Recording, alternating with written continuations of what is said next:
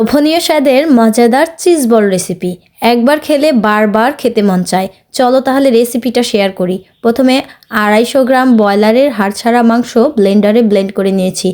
2টা সিদ্ধ আলু ম্যাশ করে নিয়েছি। এখন দিয়ে দিচ্ছি পেঁয়াজ কুচি, কাঁচামরিচ কুচি, পরিমাণ মতো লবণ, হলুদের গুঁড়া, শুকনা মরিচের গুঁড়া আর জিরার গুঁড়া। দিয়ে দিচ্ছি 2 টেবিল চামচ বাইন্ডিংয়ের জন্য বেসন। এখন সবগুলোকে ভালো করে হাত দিয়ে চটকে চটকে মেখে নিচ্ছি। তারপরে হাত ধুয়ে পরিষ্কার করে হাতে সামান্য তেল মেখে ছোট ছোট করে আমি এখন এগুলোকে বল শেপে বানিয়ে নেব। প্রথমে এটাকে চ্যাপটা করে হাত দিয়ে চেপে চেপে নিয়ে তার মধ্যে আমি মজরেলা চিজ দিয়ে এখন এটির মুখ বন্ধ করে এটাকে গোল শেপে করে নিচ্ছি। হয়ে গেলে এখন আমি আগে থেকে একটু বেসন পানিতে গুলিয়ে নিয়েছিলাম, সাথে লবণ আর শুকনো মরিচের গুঁড়া দিয়ে একটা ভারী ব্যাটার মেখে নিয়েছিলাম। সেখানে প্রথমে এই বলটাকে দিয়ে ভালোভাবে এটাকে মিশিয়ে নিচ্ছি।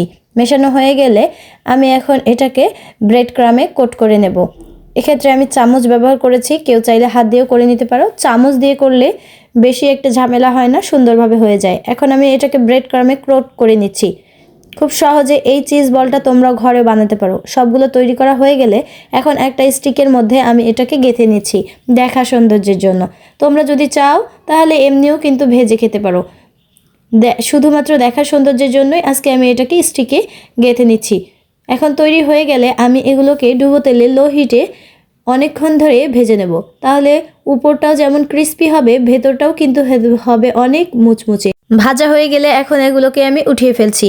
খুব দুর্দান্ত স্বাদের এই চিজ বলগুলো তোমরা বাসায় একবার হলেও ট্রাই করো, খেতে খুবই অসাধারণ লাগে।